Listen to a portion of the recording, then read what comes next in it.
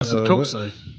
Welcome to another exciting episode of MNG and Jeff No Chaser. Man, we are here about to talk that mess. But before we go ahead and get into that, because we are talking about the daily lives of man, but before we get into that topic, we already know it is going down this weekend. I got my bets in, and the playoffs for the NBA are starting tomorrow. It's and I on. am excited. Yes, sir. I am excited. Now, Detroit basketball. Now, That's right. we know there's two games going on tonight, and it's going on, and it's going down.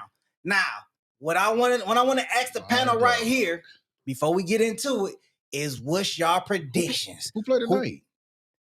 Dallas. Dallas and the Grizzlies play. And Atlanta and Orlando. Is it No, it's the Hawks and the Heat.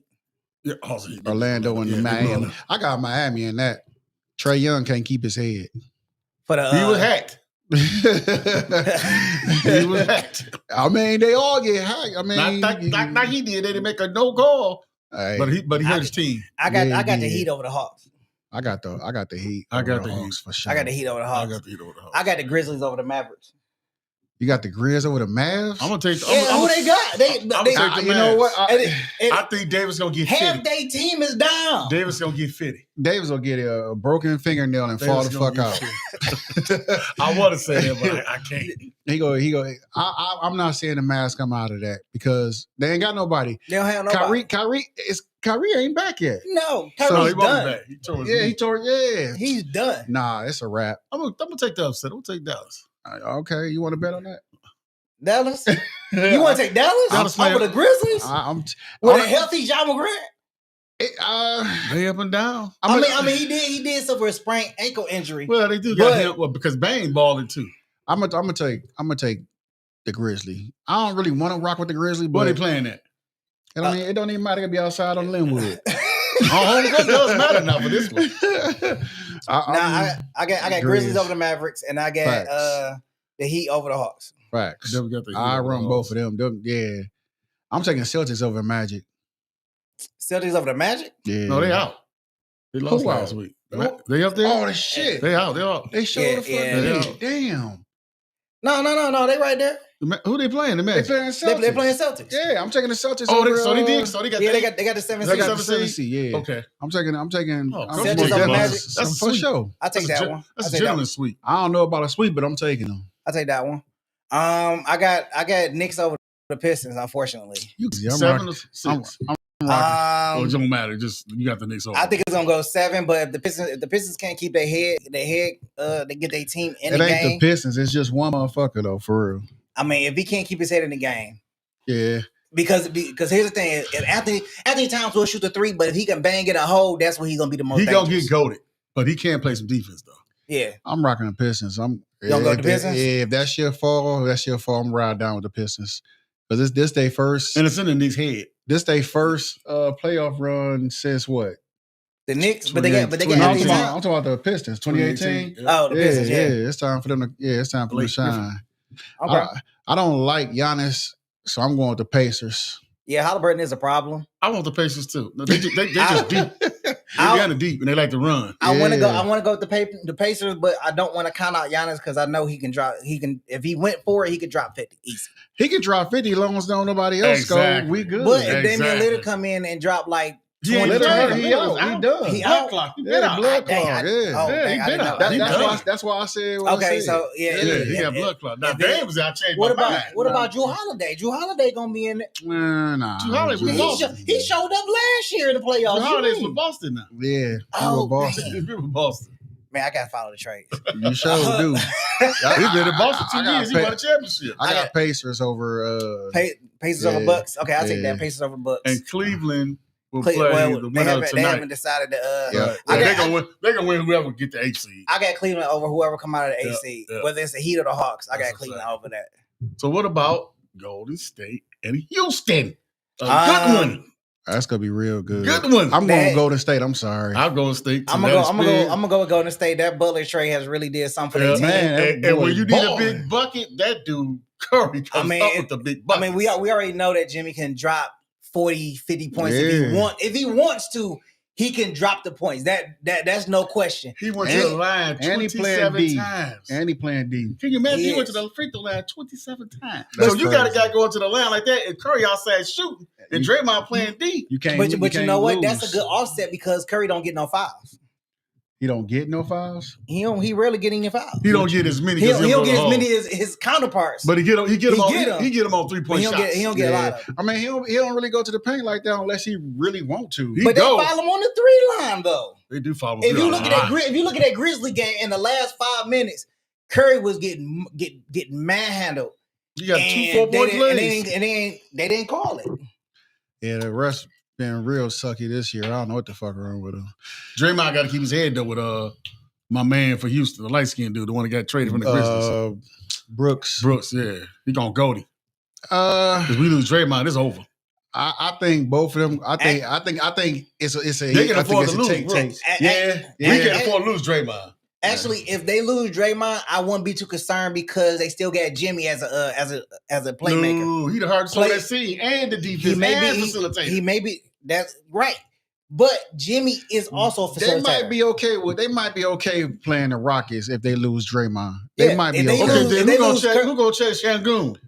I ain't nobody. Who is that? See, exactly. This comes to my counterparts. I haven't been watching basketball. I have. I mean, he balling right now, but the playoffs is a different story. The playoffs are different. That's why I'm taking Golden State. But Draymond got to stay in the game. Draymond said it best. He said, when you get into the playoffs, it really turned to the top 16 players of the league. Yeah. And when you look at it, when you look at it like that, he ain't got no stars yet. He ain't got nobody. They got a coach, but they got no stars yet. Yeah.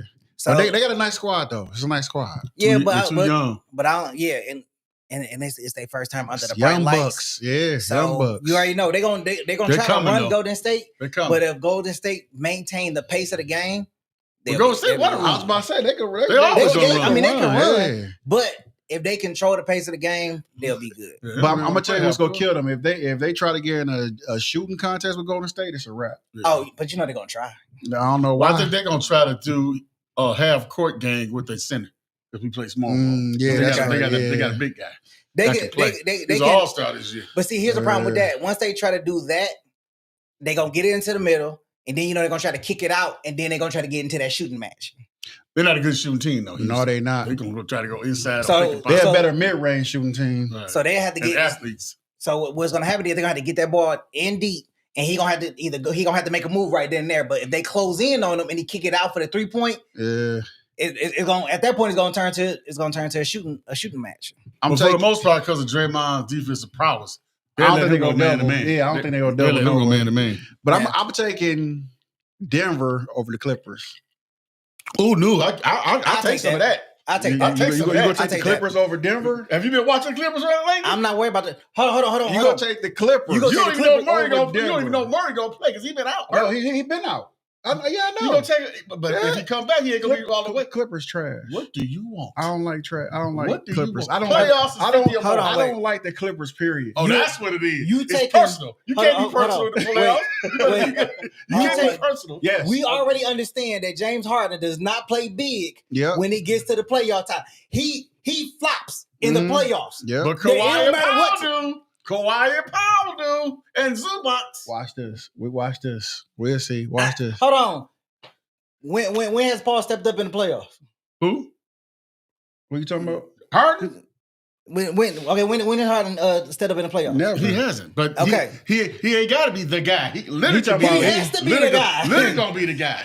I mean, you got Leonard, but if Leonard get hurt, what if they want to rest Leonard? He got to rest. It's only a matter of time before Leonard get hurt.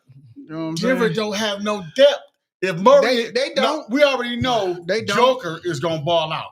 But if Murray and the tall guy that shoots jumps the 16 guy. But Joker, if them two don't do that, they done. You talking about Kuz? You talking about Kuz? Huh? You talking about Kuz? I mean, no. No, the tall, light-skinned dude that shoot jump shot, the 16 guy. I can't think his. He don't go on the post. All he shoots threes. I know you're talking about. I can't even think his. Bron might do a little something, but they ain't got no depth. You said who? The Caucasian dude. Oh, I thought you said Bron. Second year player. I thought you said Bron. That's his name, Bron. Bron. B-R-A-U-N. No, I thought you said Bron. Bron. Oh no. Yeah, Bron. I'm taking the Clippers. You gonna take the Clippers? Okay. In 6. All right. I got Timberwolves over the Lakers. Ooh. I'm taking Timberwolves over the Lakers. Now, mine is personal with the Lakers. I'm not. LeBron's a great player. I'm not a LeBron fan. Ever since he said that make me the greatest player of all time. Fool, you ain't better than Michael Jordan. That's the millenniums that Why he not see better? Huh? Why he not better? Did you see Mike play? Yes, I did. I seen Mike play. You saw Mike. Did you saw Mike in 98. Did you see Mike the first 7 years he played? Or just I watched Mike as a grown me and Mike 3 years apart. Or did you just because I'm just saying, watching his whole career, college and everything. I understand, but everybody is hanging on that. You watch Kobe play, right? I watch Mike. I watch Mike play. I watch Kobe play. Mike is better than Kobe. You know what they say about LeBron? We never seen nothing like that before with LeBron. What I'm saying is, I'm not saying Mike ain't the greatest. That's not what I'm saying. Let me get this straight. That's not what I'm saying. Now LeBron is a great. What I'm saying is we cannot compare them to because for the simple fact I don't. Mike had a squad from the first ring to the last ring. Did he not? He also had He had a squad from the first ring to the last ring. His first 7 years. His first 7 years, he ain't win shit, right? He had Pippen. It was a great defensive team. That's what won it. He took it over. Wait a minute. That's all he had was Scotty. That's it. Scotty was the only star on the team. That's what you're saying. And later on, Rodman came. Wait a minute. So Horace Grant wasn't nobody. So B.J. Armstrong's wasn't nobody. So Ron Harper wasn't nobody. Come on, man. Okay. I said from the first ring to the last ring. So Tony Kukoc wasn't nobody. So where are you ranking those guys you just named? Where am I ranking them? Those cats is flat out role players. They ain't going nowhere. Hold on. Everybody you named except for Pippen. Role players to win the game. But they ain't none of the Hall of Famers. Hold on, wait. My goodness. Wait, hold on. And they played great together. Hold on, wait. Oh my goodness! I'm just trying to get the predictions. Yeah, that's I'm trying to get the predictions. That's what we're talking about. Supposed was going to happen. Adidas, Sleeters, Snow, Sleep, Lakers and 5. Whatever. Come on. I want Minnesota to win, but I think the Lakers gonna get them. Nope, because of that two-headed monster. I do. If Randall don't show up. We got.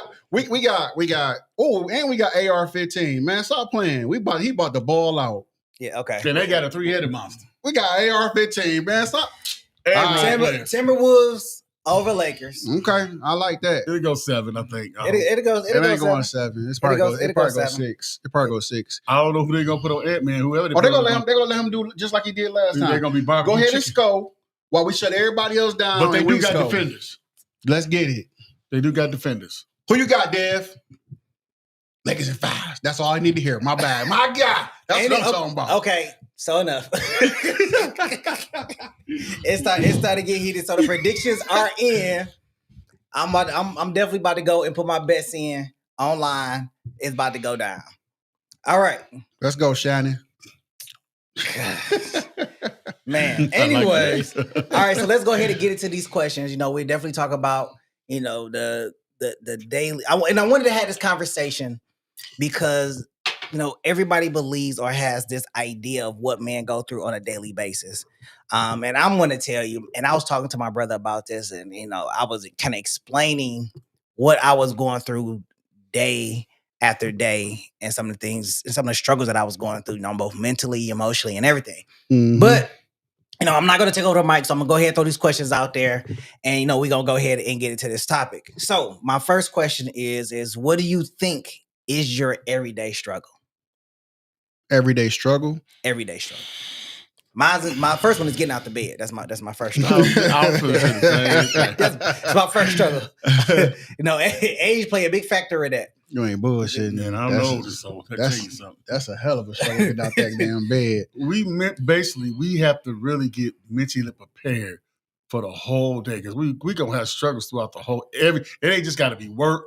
You be going to the gas station, get in your car. Mm-hmm. We got to constantly watching what's going on in our environment, what's going on. Mm-hmm. We got to watch what we say because everything's so different now. We just got to be mentally prepared and tight for everything. Because as soon as you slip, that's when something gonna happen. You ain't never lied. That's when something gonna happen. Yeah. That's just how it is. For me, what was it? Damn, what was the question? Damn, that's fucked up. What do you think your everyday struggle is? For me, my everyday struggle, I wouldn't even say it's a struggle for real, for real. I think it's just me being a real man and a father, making sure that my household is protected and making sure everything good before I leave and do anything. That's my struggle because there's so much stuff that you can forget before you leave the house to do. Take care of your family. So. Yeah, that's true. It's a hell of a struggle when everything. Not saying my wife don't work or not saying my wife don't do nothing, but being the man of the house, knowing you're the first, second, third, fourth, and fifth line of defense. Yeah, that's my struggle right there.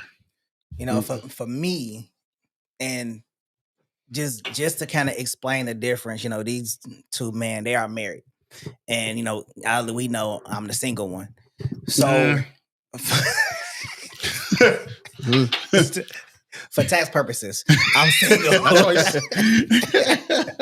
So it's always difficult, for me being the oldest child and having siblings under me. I know that they're looking up to me, and there is a reliance that they have. They may not admit it because they be like, "No, we don't rely on you," or nothing. But there is a level of reliance and obligation that I have to them being the oldest one, even if they're not watching. Responsibility being the oldest. I still got to. I still got to always be at the top of my game and feel like I'm the example. Yeah, that's a fact. And not only is that in my immediate family, but it also seems to gravitate towards like friends and stuff like that, cousins, where you know people rely on you for certain things, and it may not be everything that they need, but it's certain things they rely on you on, and they want you to be there and be involved, and you just kind of like, man, like you just wonder if there's ever a break, right? Hell no, you're a man. It's not a break. You need a break, but it's not one. Exactly. And going back to Kelly's statement, which is like, you know, you always got to look over your shoulder. I mean, it's like that in my own community. It's like that when I'm out in suburban neighborhoods, you know, always looking on my shoulder. I'm not doing anything wrong, but then I kind of think like, dang, what if the police do roll up on me and think that I'm somebody else? What if the police do kind of like, I'm always on the swivel. There's never a time where not even sitting in my car, just going home, do I feel like there's nothing that's going to happen? Facts. There's not going to be a situation that occurs where I'm just going to be like, you know what? You know, today is one of those days where I'm going to go home and, you know, I'm going to be at peace. I'm not at peace driving. Hell no. Because, you know, police ride anywhere near my car, I'm nervous. Is it going to put me over? No, for what reason? Am I going to make it home? And that should be natural. And it's not. It's not. You know, walking out the door. Actually, that is that's a natural feeling for a black man. A natural feeling. Just walking across the street, and we all got experiences. And I see other racists sitting in their cars, and I'm like, dang, which one of them hate me that want to run me over right now? That's paranoia. Just because they have this perception of who I am, not even knowing who I am. Yeah. And then sometimes, you know, whether I'm at work or whatever, I just feel like there's always this stigma. Is like, you're black, so you always got to do more. You're black, you always got to be always on the top of your game. 100%, yes. And then with that thought process, it makes me feel undervalued, and then I got to push and go harder. And they wonder why we all have anxiety so bad. They try to figure out why men mostly is going insane or have real bad mental issues. Because we got 134 different things going through our mind. I'm not like I said, I am not downplaying the woman. We're talking about men. Right. We have no outlet unless we come to our fellas and kick it with them and they're on the same level. If it's a person that's up under us, he gonna look at us like, oh man, you crying, you got a job, you got a good job, you making money. That's not what I want to hear. They don't know. They have no idea. With this good job, with this money, come great responsibility. Yes. And if you don't have it or not striving for it, you're not going to know. Nope. Not at all. Not at all. So, which moves on to my next question. I'm glad you brought that up, Jeff. Mental illness. How do you protect your mental? Shit, you can't. It's hard to protect something that your mind. It's hard to protect something where everything have access to. You see that? You understand what I'm saying? Yeah.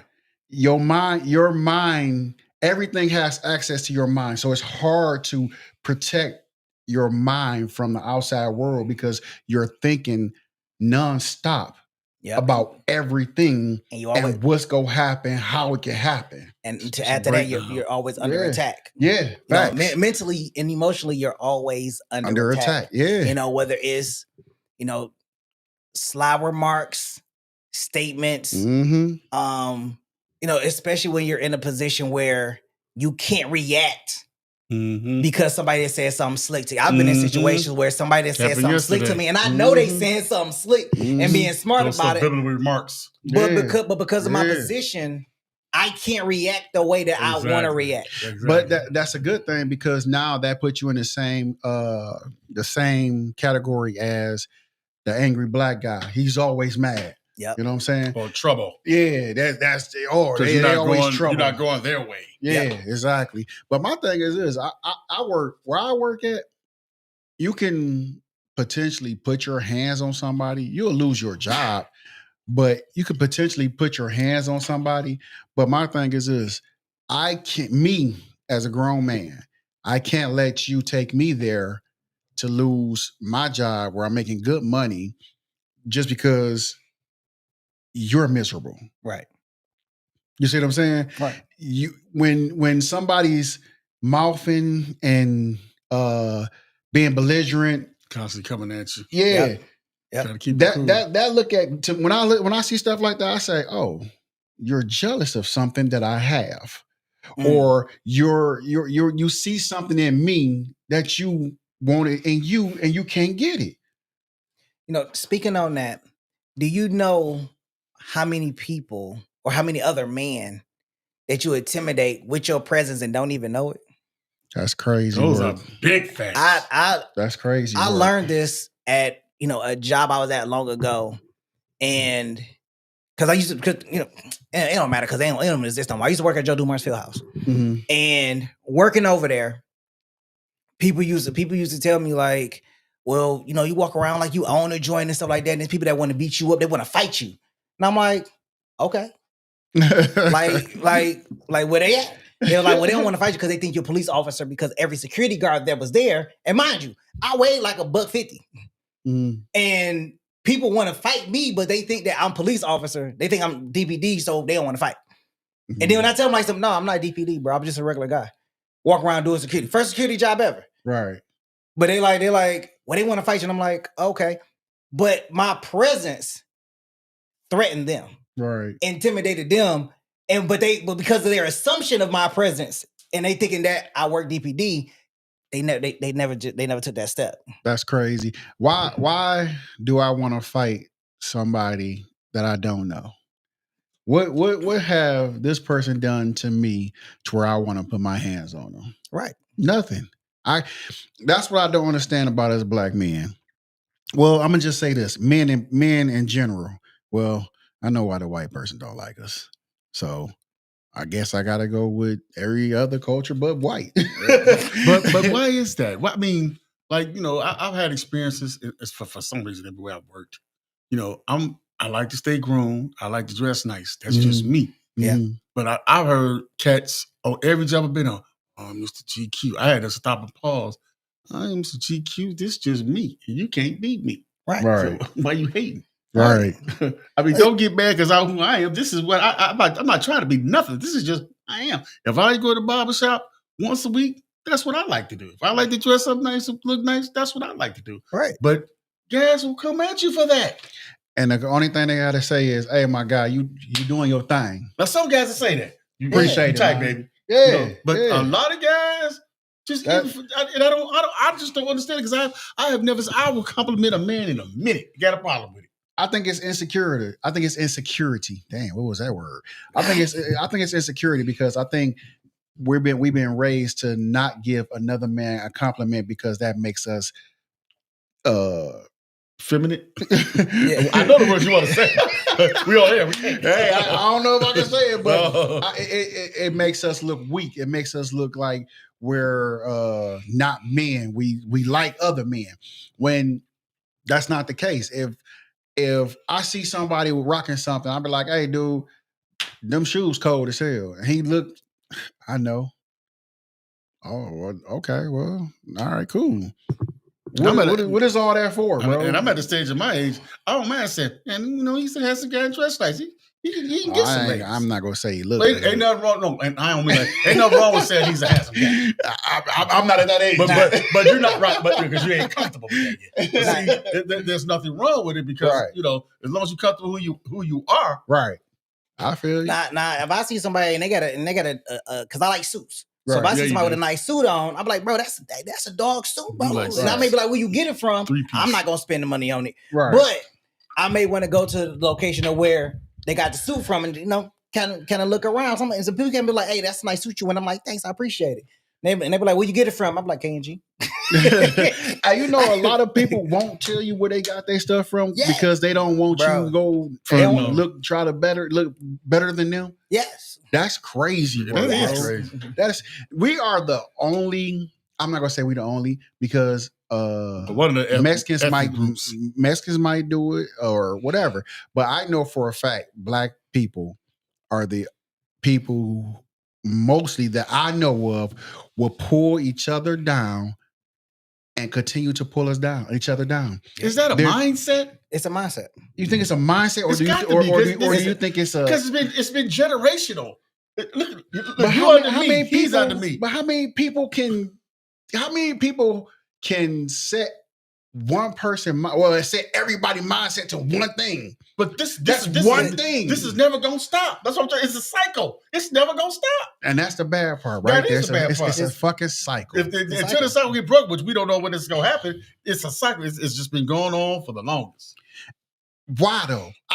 That's the key question. That's what I want to know. There's no answer to it. Why do we continue to? If you up, why am I pulling you down instead of condoning each other? When you gotta look at it. You gotta look at it from a bigger level. Okay, you gotta look at, and I really don't want to go there, but I can't get it, so you should get it. No, you gotta look at systematic racism. You gotta look at poverty. You gotta look at low education. Okay, I understand all of that. I understand all of that. But look at it. But look at it from generation to generation. Mm-hmm. If one generation didn't have it, and they try to give it to the next generation, but couldn't give it to the next generation, then that generation, and think about it. If they got bullied, that trauma just grows with them, and then they put that onto their children. Then they put that onto their children. Right. So you but look at. So you telling me it ain't not one person in that family that can say we ain't got to be like this. We can be better than this. It is, but some people are so trapped in their mindset. They can't get over that hurdle. They can't get over that hurdle. That's crazy. That's, you know what? That's worse. I think, me personally, I think it's worse than racism. Reason being, it is amongst our own peoples. No, it is. I agree. I don't disagree with you. We already got one fight. I'm already fighting this one man that's killing us left and right, but now I got to fight with you. And as soon as I turn my back, you stabbing me. But that's why you got to understand that. And I said this during the BLM movement, and I'm gonna say it publicly. We can't cry about police officers that are white killing Black people if we can't clean up our own backyard. I mean, I totally understand. I totally agree with it. We can't complain about what's going on in the front yard if in the backyard the same thing happening. Well, some say that because you don't see Black officers killing white Caucasians. people. You just don't see it. I mean, I agree with you on that, but at the same time, when are we gonna say enough is enough? We keep saying enough is enough for against the white. It won't be in my lifetime. Maybe yours. We keep saying enough is enough with the white people, but when can we say enough is enough with the Black people? Exactly. Tupac said it. We don't want to hurt each other's head. Until we can come together and rise above everything. I'm not even asking to come together. I'm not even asking that. I don't want us to come together. Let's get the But first we step just out got the too way. much envy for each other for that to happen. You know, Exactly. even with family members. I mean, I- it's just too much envy. I- if they ain't got what you got, it's a problem. I personally think it. Man. And that ain't my fault. It ain't my fault. I personally think it will go away if we can come together and build our own city. But We gonna need some bad leaders. But first, you have to get past the first step. The first step is, why are you envy of me? Why don't you like me? And we ain't never said 2 words to each other. I ain't did nothing to you. If Don't we be- can't sit down and have a talk, and hash something out that I didn't even know we had, Right. how can we Facts. get together and do anything? We can't even. We didn't Man. got to know each other. We can't even break. It's families that can't even break bread Not at all. without fighting Not or at all. shooting. Facts. And you don't want me to come back because it's gonna be trouble. It is toxic. Exactly. So let me ask y'all this. What is one thing you believe took the longest to learn as a man? The longest. The longest. So I'm gonna say for myself, it took me to learn compassion for other people. And the reason why I say it took me a long time to learn compassion is because I was very selfish and self-centered. So if I didn't have no sympathy for somebody that clearly wasn't doing the same thing, it didn't have to be in the same position, just doing what I was doing. Now, So hold on, not to cut you off, but compassion, that's kind of so compassion and no, go ahead, my bad. Go ahead. Because my mind went somewhere totally different, bro. My mind went Compassion is different. You ain't got compassion. Like, what if you're in the room with a chick and she want to get it first? That's completely different. See, that's what my mind went like. Wait a minute. But yeah, I got different. you. I got you though. I got you. I figured it out. I'm just not. I just wasn't compassionate or empathetic towards other people. Right. I feel you. Like I feel you. I didn't care about your situation if it didn't meet the ends to my means. Right. I feel you. You know, if it wasn't going in the direction I was going, I really didn't care. Like it wasn't a second thought, a question, or If anything. you don't like your situation, do something about it. Yeah. Mine's, man, was trust. Mm. Because I'm a loyal dude, and when you betray the trust with me, you can't get it back. I feel you. I might say her and bad, but trust, she'll tell you that, the wife, and she know I'm big on it. I can't front like we still cool like that. I just can't do it. But you know what? I trust people to a fault until they show me different. But trust is a big word. That is. It is. You know how big a trust word is? I trust up front. I don't think you trust. I trust you up front. give people benefit of the doubt. Benefit of the doubt. That's the key word. Okay. That's what you do. Because trust is strong. Mine is Trust is reliability. Whew. Mine is forgiveness, and I'm still working on it today. That's the same. Yeah. Okay. It is because it is, but it ain't because I didn't give them a chance for me to trust them. Okay. And when they did do something, I already had X'd them out anyway. And when they did come back around, it was like, I only knew you for 5 seconds. I don't care about you no way, so get away. So my whole thing was, if you did something and I didn't know you, or even I did know you, I was done with you. It was a wrap. It didn't take the second time, the third time. Not at all. That half of one. I'm gonna have to add yours to my list. I'm still. I forgive, but it's over. Look, I done talked about forgiveness so much, and I'm still struggling with it. But I have to forgive for my peace. See, that's what I'm learning, because who told somebody? And I just learned that about 5 years ago. I had to forgive myself to forgive someone else. Now, see, I was holding on to all of that. Now, Kelly, that is the hardest. That's one thing that I had to learn is that forgiveness is not about the other person. It's for you. Forgiveness is about you. And but it's still so hard. Even though nothing with them changed, but I was clear. Because I forgave myself, I forgive you. It took a lot for me to do that. Oh, yeah. So but that was maturity. My thing is this. Me personally, I don't care if you're family or just you right about somebody. That. If you do me wrong, I'm so loyal to where once you cross me, I can cut you off and be done with you. I give people, okay, I'm gonna say this. I have a circle that can't do no wrong. When I mean by can't do no wrong, they can pretty much do anything and I'm still love them. Okay. That's my brothers and my sister. That's it. And a forgotten cousin. You almost brother anyway. And a forgotten cousin. So it's like after that, spouses, girlfriends. If you cross me, I'm going to let my brother or my sister, my cousin deal with you.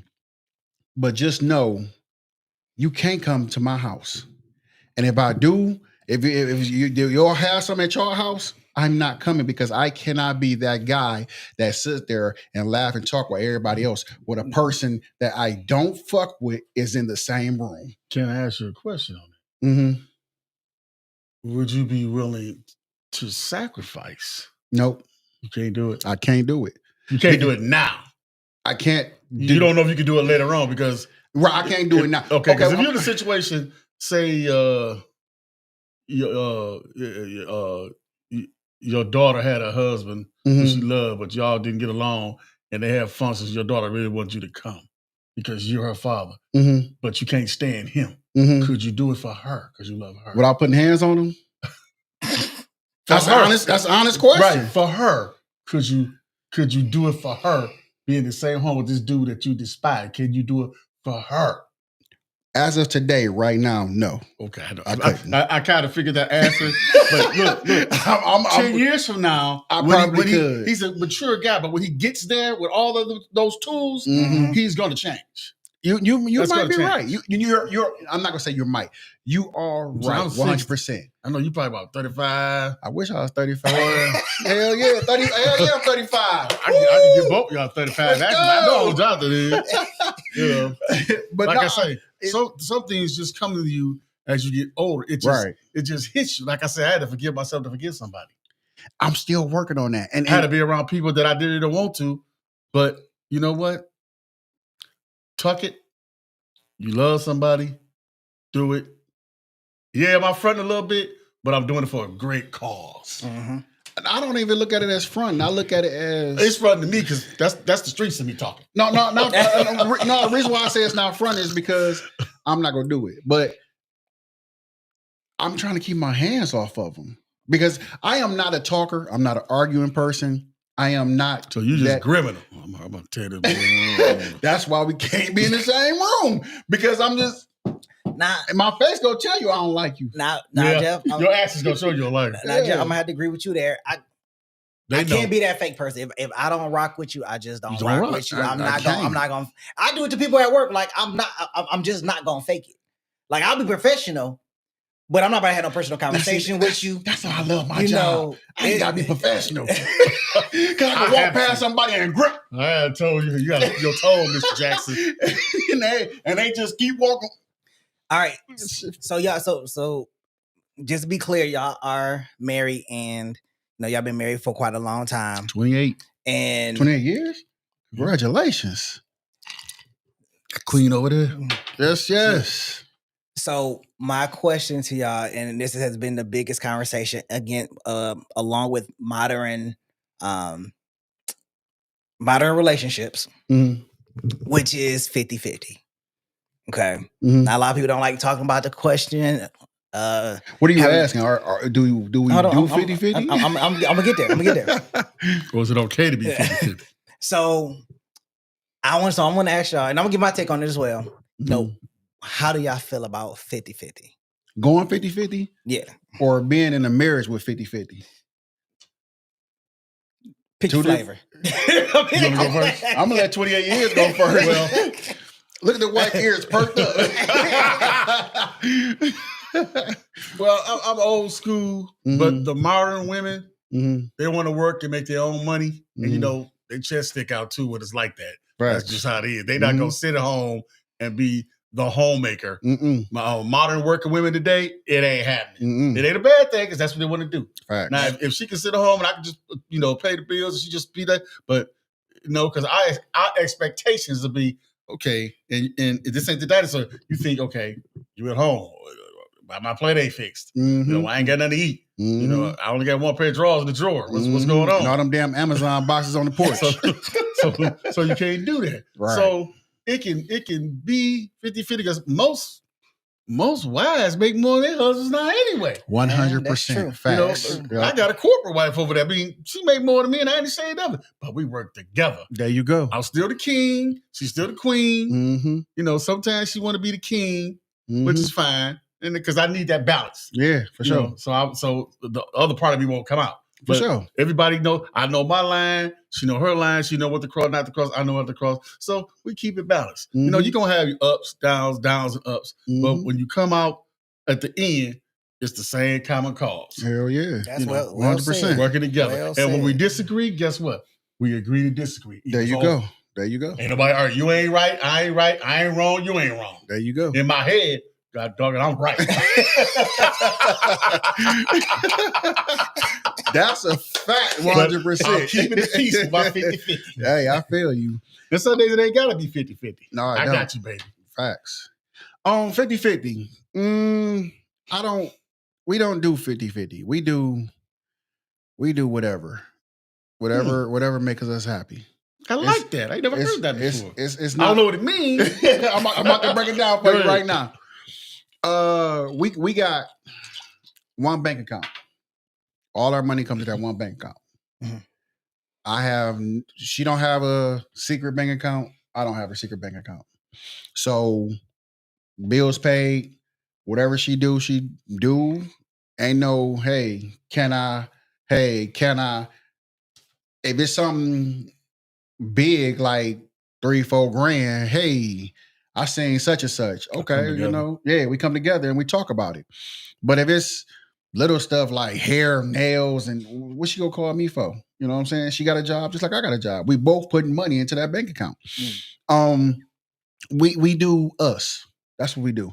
If it makes her happy and it ain't breaking the bank or we 3-4 months behind on mortgage. Do you have to answer for if you take $500 do you have to let her know, or does she ask you what I don't have to let her know, but I do it out of respect. There you go. Yeah. I don't have to. I like that.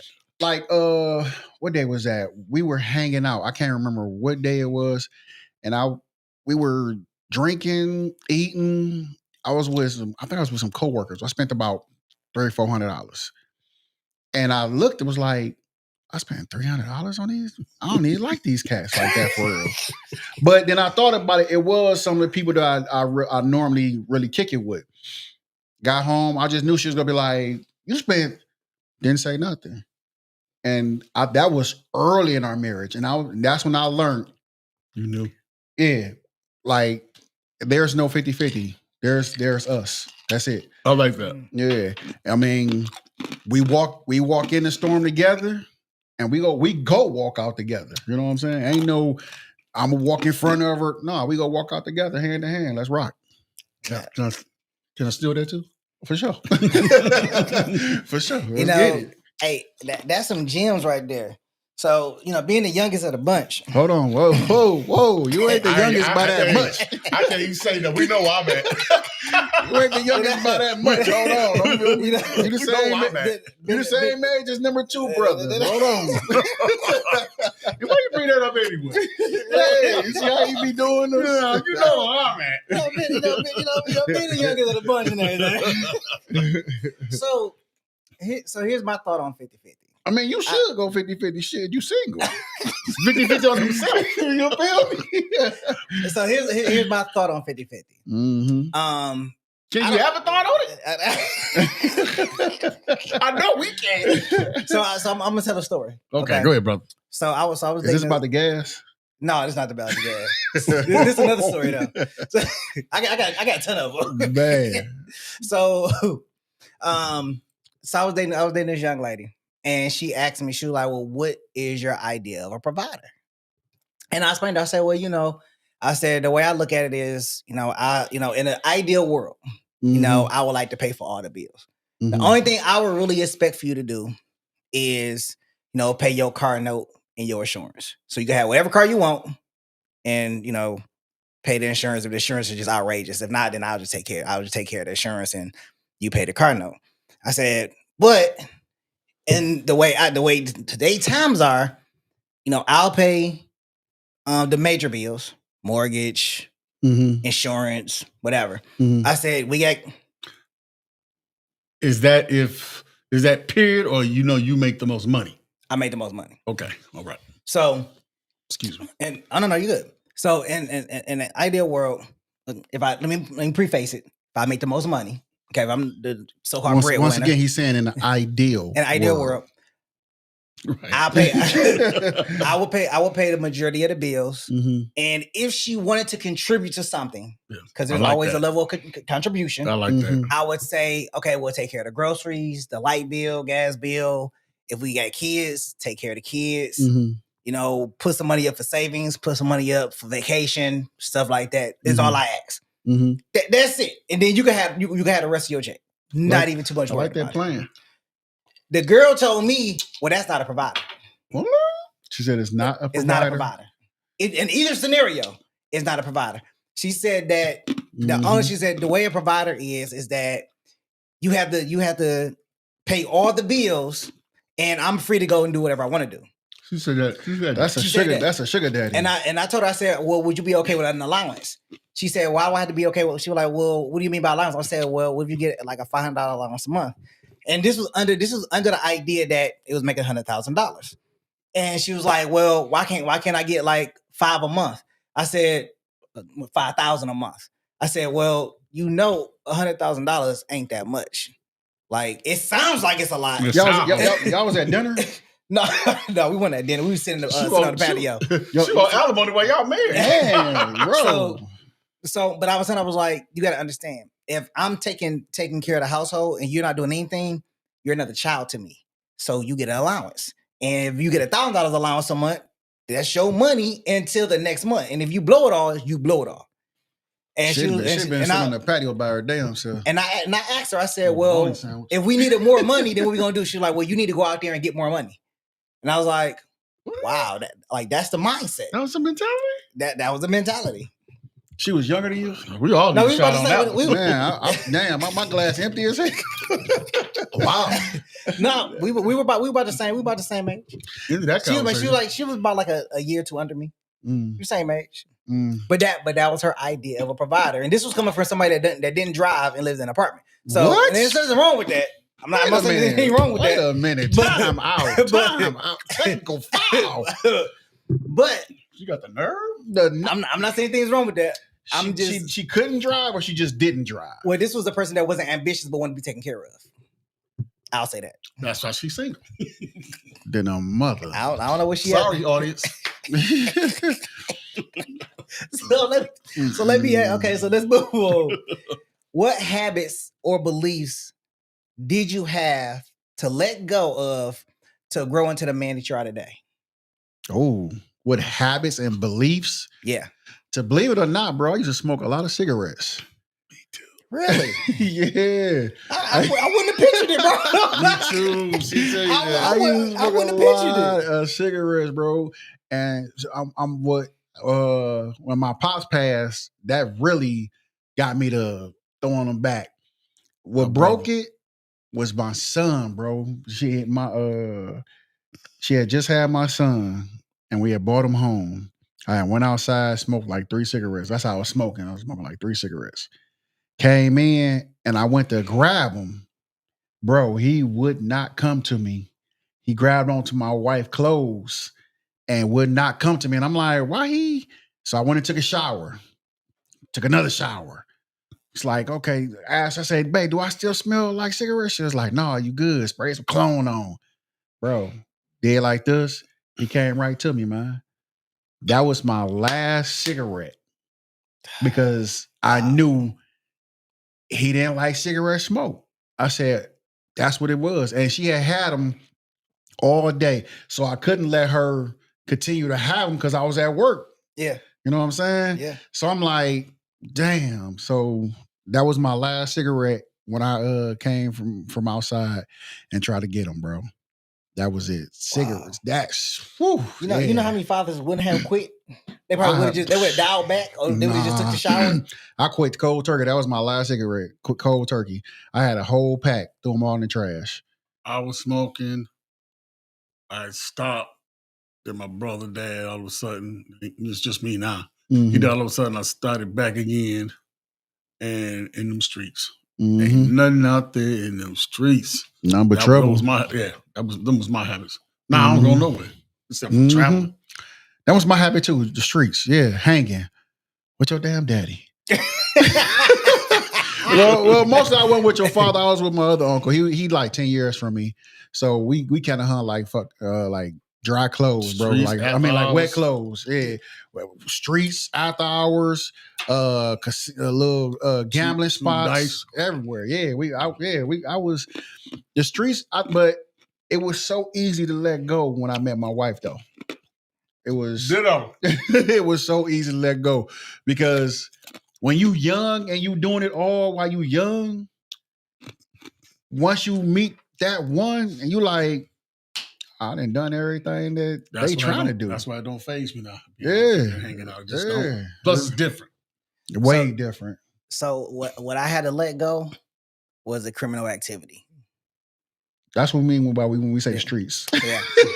I just rephrased. I know I got the story. Yeah. I ain't supposed to be here. Yeah. I could have said that. I chose streets. Criminal activity. Yeah. Never. Yeah. Activity. Yeah, you reminiscing now. You said that. Yeah, I don't do that. You know, man. And my evolution actually took over time. But after getting custody of my son, and actually when my son was born, that's when I realized that some things had to change. Yeah, I live with you no more. Do you realize you become a real man when a 5 pound 7 ounce kid change you? Mm-hmm. Do you realize you become a man when you hold that little bundle and you be like, ain't nothing gonna change, and you going to work now? You was hanging in the streets. You coming in 9, 10 o'clock. You was coming in when the sun was hitting your back. Yep. You know what I'm saying? And I don't understand how other guys can't or won't change when something like that happen.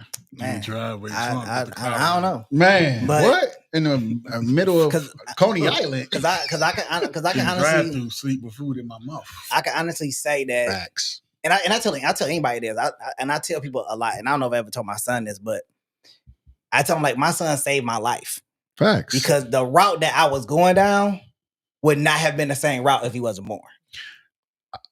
Like, I can say my wife. Your son saved yours. My wife saved my life. My wife saved mine too. Yeah, my wife saved my wife. Your wife saved your wife. My wife saved my life. I'm gonna tell you the story. Me and my life. That's what I call it. It would happen for me. That's what I never thought I'd get it. I wanted it, but I never thought I would. I'm right there with you. Never. Me and my wife lived together before we got married.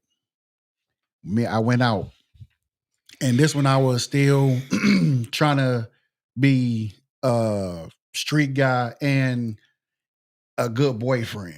You know what I'm saying? Came in the house, it was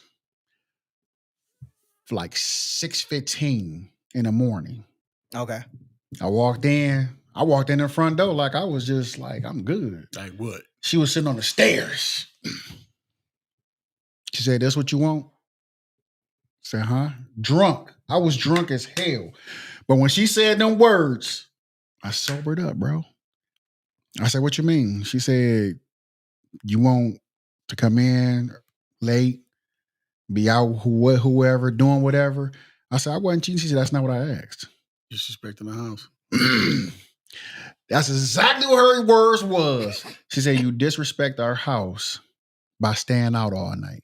Regardless of what you was doing." She said, "You got 2 choices right here, right now."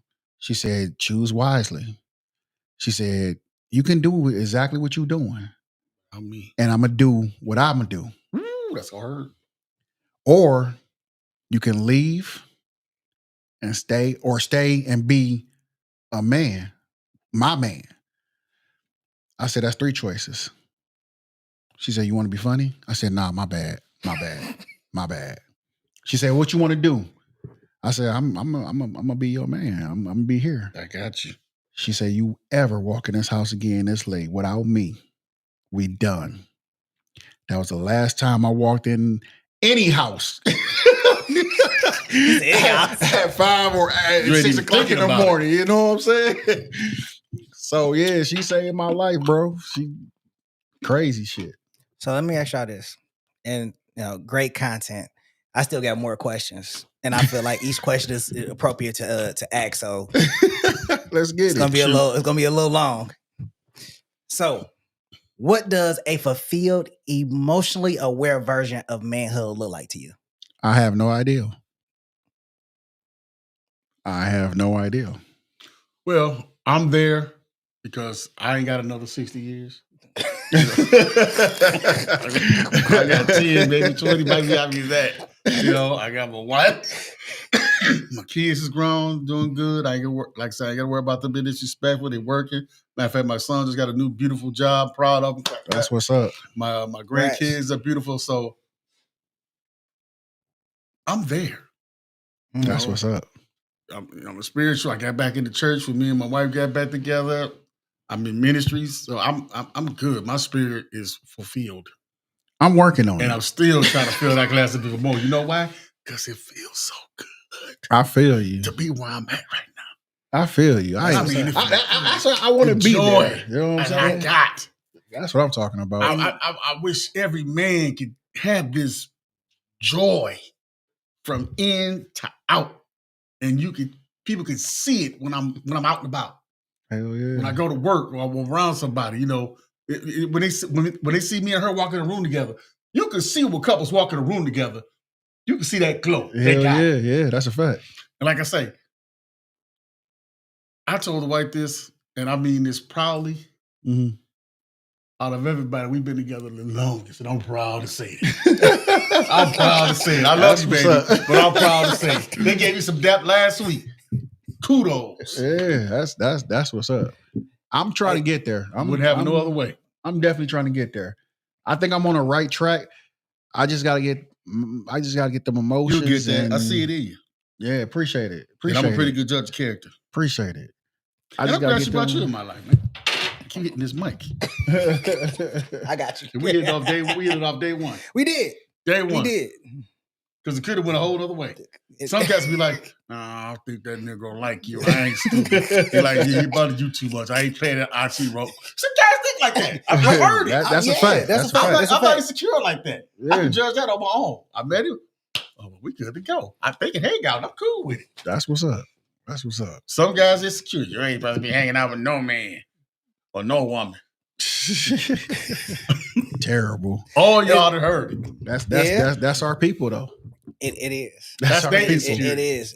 That's their insecurities. That's exactly what it is. Insecurity. It's a lot of that. Yeah. And I'll be honest. I've never been a jealous person.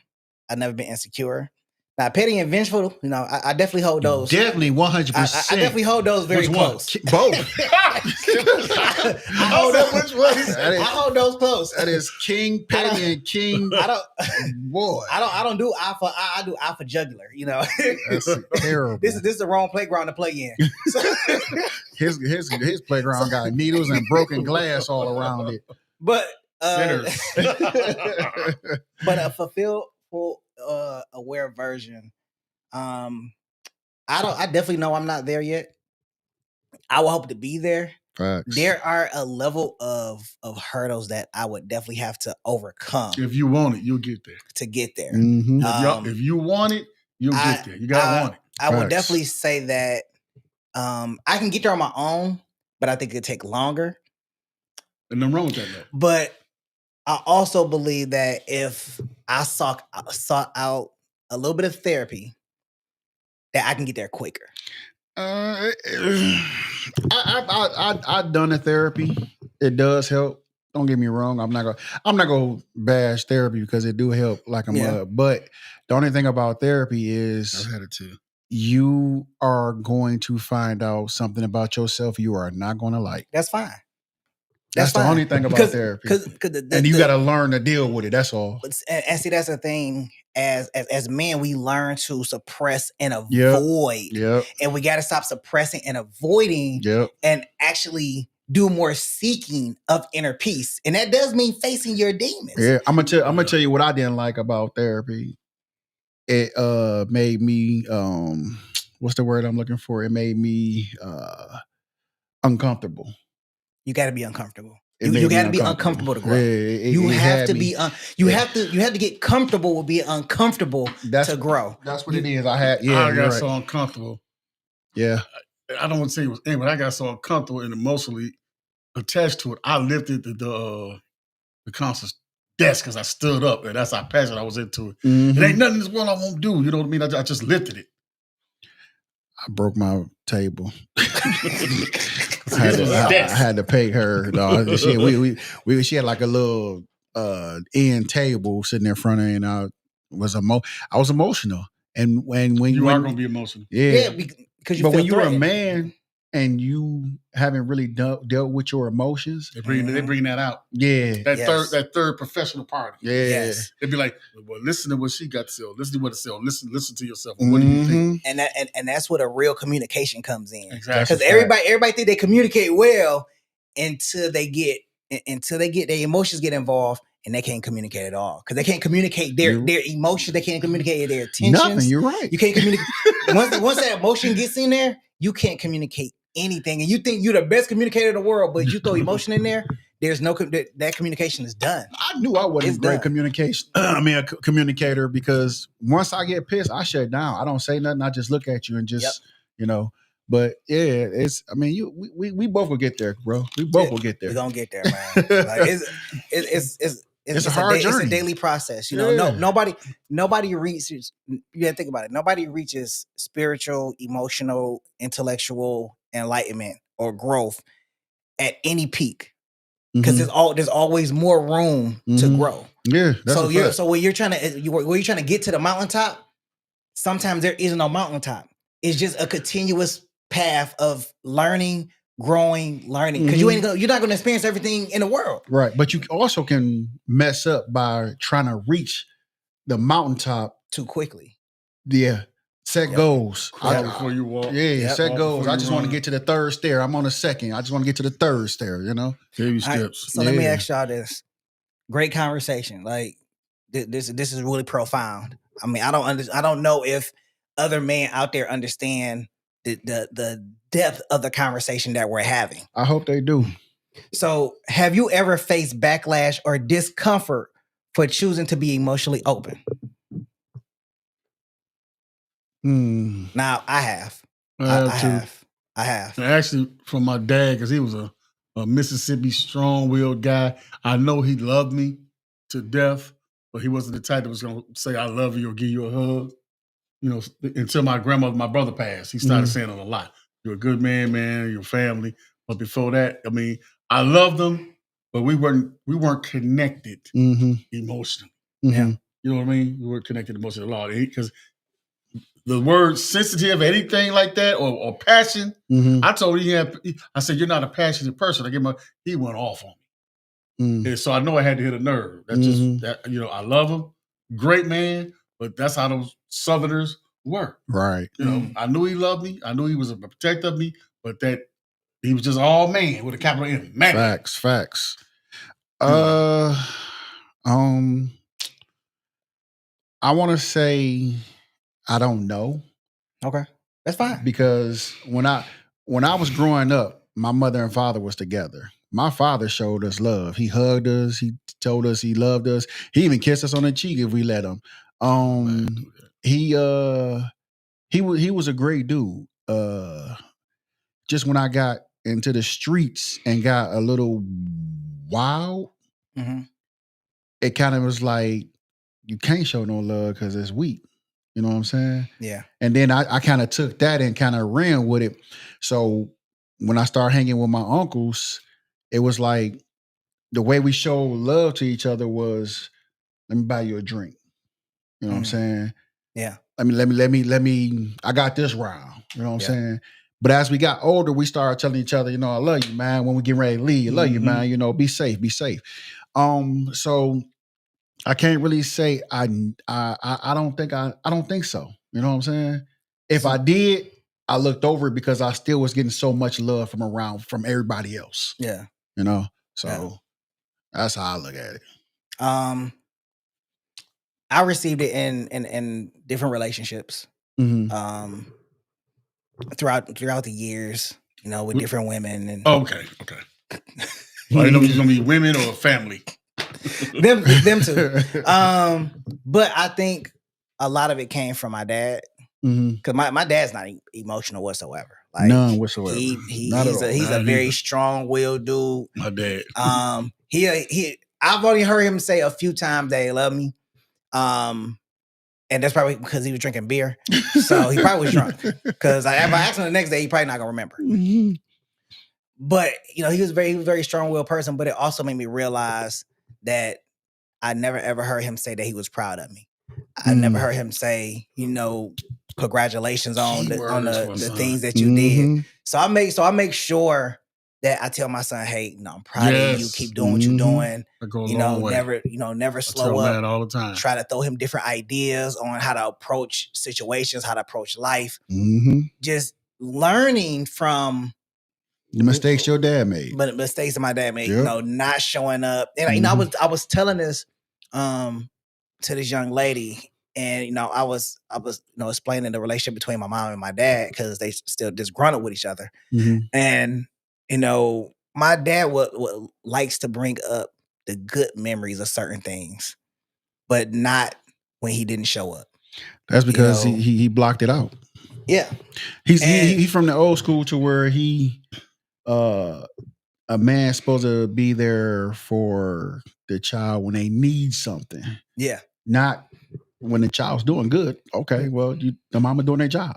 That's how he probably feel. You know what I'm saying? That's how it was. You're probably right. Yeah. And even if I call my dad now and ask him, like, if I ask him, like, what's up, or just call to check on him. There's kind of like this defense, like, what do you want? And, why you care so much? And it'd be like, hey, like, so, and I get it a lot. I get it a lot from him. Everybody, that I talk to and check up on, and I get a lot from my dad. So, I can't be emotionally. I don't feel like I could be emotionally open with him, which really, even in like even with my mom, I don't feel like I could be emotionally open with my mom. So it kind of affects my relationships with being emotionally vulnerable, because I feel like there's going to be some kind of failure there. There's going to just be so traumatizing. I'm not going to be able to be healed from it. So I keep a wall up from time to time. I think when you find the right one, like with my wife, you've met my wife. I've met your wife. My wife is scared of your wife. Whatever. It's okay, Shine. We cool though, My wife is a independent, strong Black woman. You know what I'm saying? So it's like I can be vulnerable with my wife, but I can't be vulnerable with my wife all the time. No. You know what I'm saying? Can't do that. No, hell no. Can't do that. Because she'll be looking at me like, what's going on with you? You all right? Yeah. But no, that's my queen. I can definitely be vulnerable around her without her throwing backlash or her throwing it up later in my face. Okay. See, and that's one thing. Yeah, that's what you don't want. Yeah. And to piggyback on something when you first started, fathers, this is so important when you have sons, because I think as Black men, we've gotten away from it. When you tell your son that you're proud of him, do you know how that will linger on in his mind that whole day? Just saying, I'm proud of you, son, you're doing a good job. Yeah. Every son needs to hear that from his father more so than anybody. That's a from fact. your dad. That's a that fact. He looks up to and love if he's present. Yeah. You tell your son that you're proud of him. Yeah. Oh man, watch his face glow, light up. Yeah. That's what's up. Because they know it's sincere and they know you mean it. Right. You're absolutely right. All right. How does culture, race, or class influence Hold on, wait. Hmm. How do I'm about to say what? Wait a minute. Hold on. I know I wrote it. How does culture, race, or class influence how manhood is expressed and experienced? Oh, how do culture, racism, and Not class racism, race. or race? Oh, I thought you said racism. Culture is How a big word because I use that at work Mhm, because I work with a lot of Caucasians. mhm. And when I hate to say this, forgive me, we got different mindsets. Yeah. 100%. Because I have to Yeah. use, so I won't, because I'm not a racist. I don't want to say, I always have to say that must be a culture thing. Mhm. Like, Yep. they time out, go stand in the corner. You don't do Oh, I'll say it in a that. minute. That's a white thing. I say, I have to say I'll that. say it in a So minute. now that's my word, not Can I word. say that? Is that a culture thing? Or put your kids on a leash. You can't put no black kids on a leash. Like No. we yell at our kids like, hey, you better get back over. I'll beat you down if you Now see that goes back to our other show. Remember when we was talking about how the young lady was saying there's always signs to different things. Yep. That's when I say it's not always signs, because if you putting your kid on a leash and then go tell them put them in the corner when they do something wrong, or smacking their mama up in front of them and then telling them to shut up, what do you think will happen? Like, for real, what do you expect to happen? Trauma after trauma. Exactly. Just Trauma like after the trauma that we have when our father walks out or our father not in our life, but you expect us to be raised like men. How can we be raised like men if we're being raised by a woman? Yep. Yes, our uncles might come around. Yes, our cousins might come Not around. the same. But we need a father figure Gotta have in the household. Because those sons, if it's just the mother, they gonna cross that line every now and then. That's the Yeah. mama's going upside that head like Big Bertha used to do my grandmother. Facts, and can't know. I hate to say it, but it's a lot more shorter women now.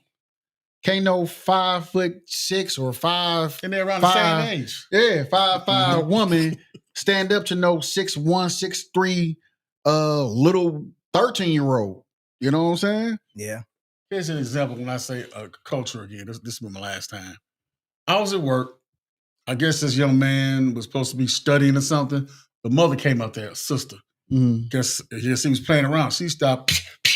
What did I tell you? Hit me. He's about 6'2", 6'3", but he wasn't doing it. So the Caucasian lady will come up to me. I think you should call the police. I say, I'll get fired today. I am not interfering in a domestic with a mother, a black mother, and her son. She doing what she's supposed to. And that also tells me daddy must not be around, so she got to do what she got to do. Exactly. I'm not getting involved. But I still think you should call the police. You call the police. I'm not getting involved in that. You should have said, call your son. What's your son doing? See what your son doing.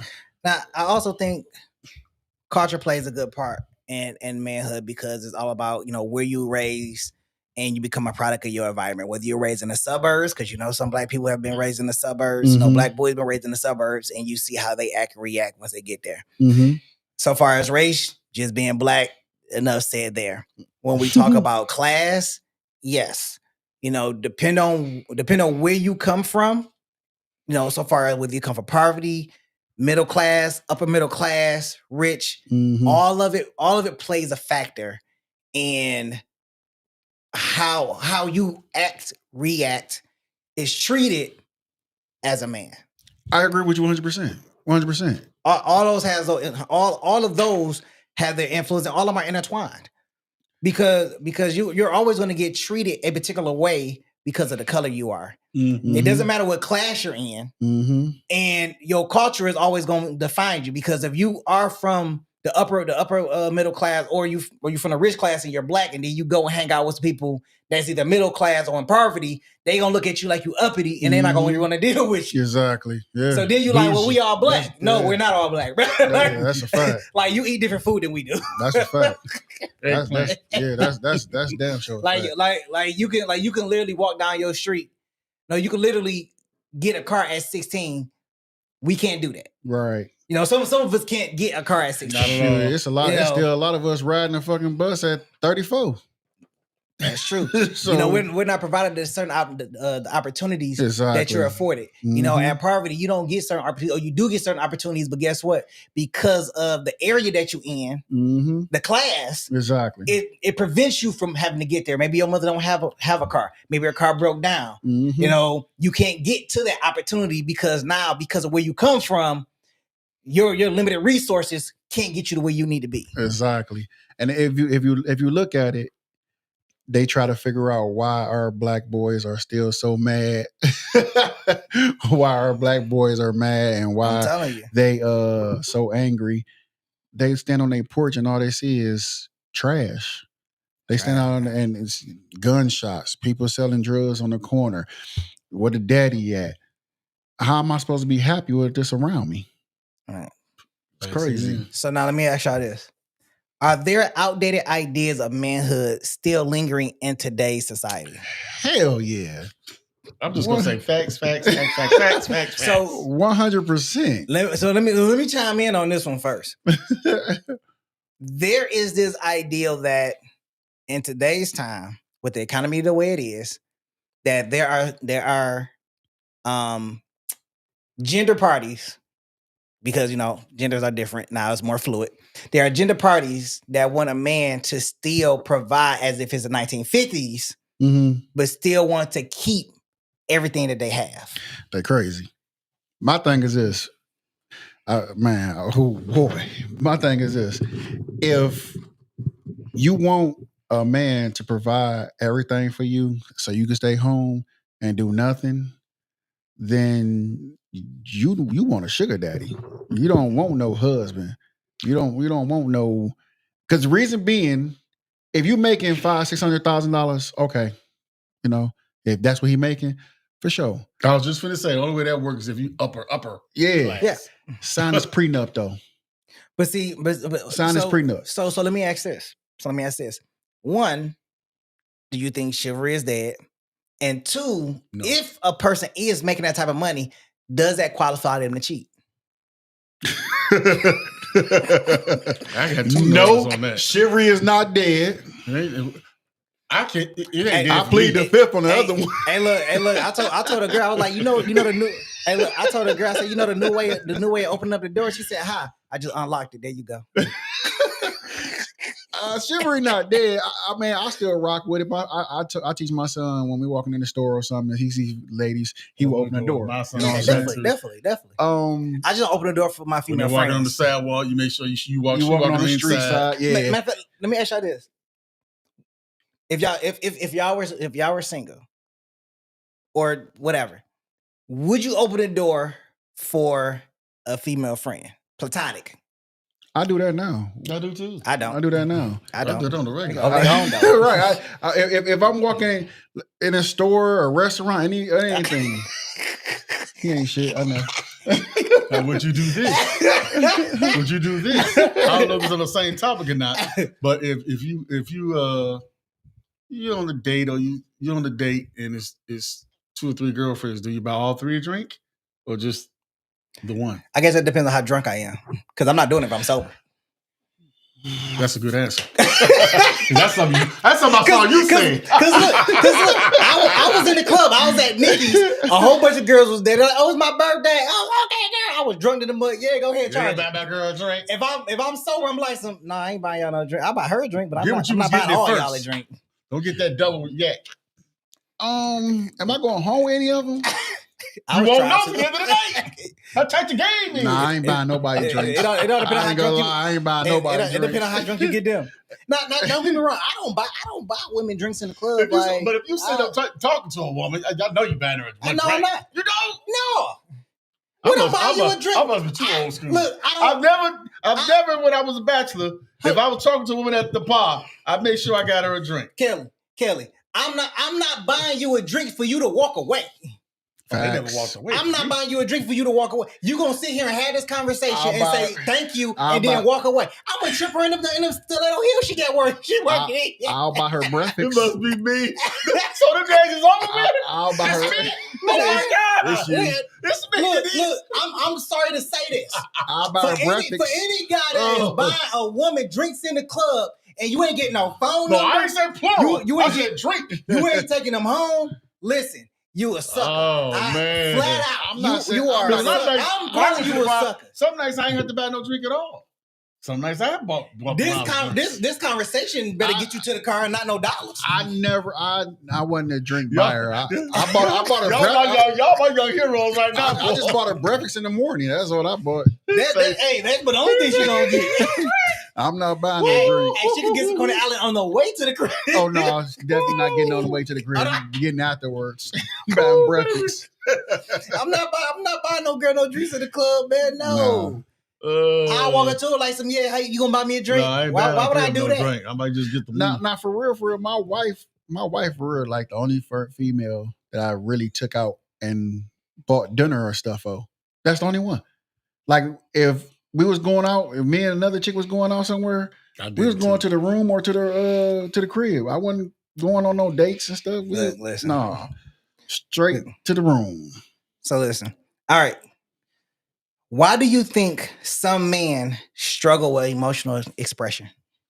They passed. They were upbringing.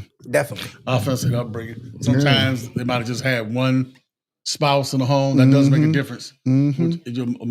Seeing trauma. And if you didn't get that emotional attachment, because some mothers don't get that emotional attachment with their sons. That's a fact. That's a fact. And if you really, because that's a mother's role with the son, that emotional attachment, that's automatic. The father has to build that, but and teach that. I don't think that's automatic, because if you're the only with the mother or the father, with the mother, it should be. But some mothers are not like that. I don't think it can be if she's trying to raise him by herself. Because my grandmother, like I say, Bertha Dandridge, I know she loved me with all of her, but she was not the type like my dad. That's where you got it from. But I think that's where. Hug. See, I love. If you try to keep, go on now. But that's what I think mothers have to be if they're raising these boys.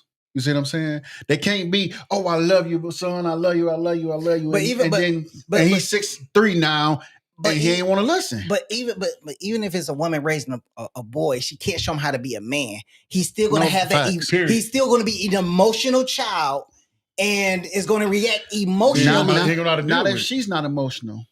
I don't think it really matters. I think it does, because even if he's raised by a woman, you just don't know. A woman can be just as cold-hearted as a man. Yeah, but she still can't get what that man is going to give her. Exactly. I'm not saying he's going to be taught like a man. He's going to be what he sees.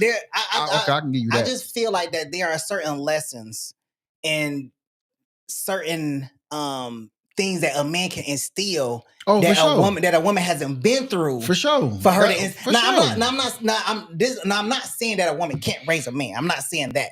What I'm saying is there's still things that are missing. Even from the younger generation, there's still things are missing that only a man could put inside. But you said the key word.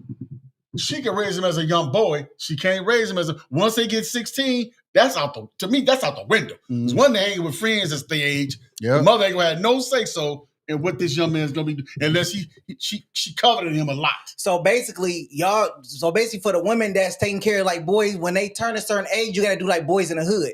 Take them to their dad house. You stupid. If you ain't seen Boys in the Hood, that means you too young. But you need to go watch it. Yeah, that's what she did. Hey, uncle come over something. She took him to his dad. She was like, look, he got too old for me to raise him. Now it's your turn. Then he didn't want to go back with his mama. That's a fact. There you go. That's a fact. I'm going to be a man, Mom. Yeah. All right, so now we have reached that good part of the show where we go ahead and sum up everything that we had talked about. It was a long conversation, probably one of our longest episodes that we have had. Facts. So, Kelly, we're going to go ahead and start with you. Just give us a nice little summary of everything that we talked about. Well, first of all, I want to thank you, gentlemen, for having me again. It was an honor and privilege me to be here. For sure. I like being here. And I almost feel like this is part of my calling. Up in here. You know what I'm saying? I'm giving y'all wisdom. Y'all give me wisdom. That's going to be the name of the next show. You give me wisdom, I give you wisdom. We hit on some great topics today. all of our inputs were pretty good, and we basically all three of us was on the same page as everything today. All our opinions tonight were the same. Nothing was different. Last week, some was a little different, but tonight everything was the same. Last week, it was definitely different. Yeah, everything was the same tonight. Yeah, facts. You know, everything. It was a beautiful thing to have this kind of camaraderie with this topic. It was beautiful. I hope it was beautiful for you, young men, too, and I hope y'all learned something. Ladies, too. Facts. Let's see. Where I'm gonna start. I'm gonna start here. Men, get therapy. Find a way. Find a different outlet besides drinking, weed, and sex. Well, you don't gotta take the sex out, but find a different route to take when everything else is going wrong. Don't just sit there and your own misery. Because misery love company. Because once you start bringing yourself down, the friends that's trying to bring you up and pull you up, you're going to start pulling them down because you're going to start being jealous of what they're doing. Let's see. We just got to be men now. That's it. Stop wanting to be the woman of the relationship. Go ahead and just be you.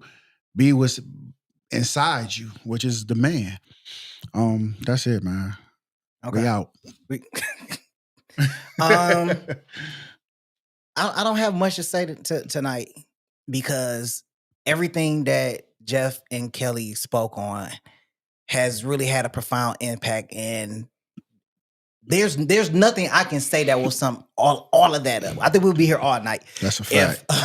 If I had to sum it up. So one thing that I'm going to say is Jeff is right. Do seek therapy. Don't rely on vices to get through life. You know, and I second what Kelly said, that this conversation has definitely been plentiful, you know, sharing wisdom, as they say, you know, iron sharpens iron. And that's what we have to do. We have to come together, and iron sharpens iron. We cannot be a community. We cannot be a culture if we are divided. It's been said plenty of times over and over and over again. Facts. But we have to come together as one and elevate each other as one. And sometimes it's looking at yourself. Sometimes it's looking at history. Sometimes it's looking towards the future and realizing some of the things you want to do to put the goals in place to make your life, to make things more achievable, starting with the small goals. So I definitely want to show appreciation for all the knowledge that was presented. I mean, this show has been a long time coming. You know, just this episode, just talking about manhood, just talking about the things that we go through because we don't have that safe space to do it. And I'm glad that I can provide, or we can provide that safe space to have that conversation. And we're here. We're here. We're here. So thank you, gentlemen. Man, y'all have really provided an eye-opener, and I believe the audience is going to love this through and through. So with that being said, we'll catch y'all on the next go around. Peace.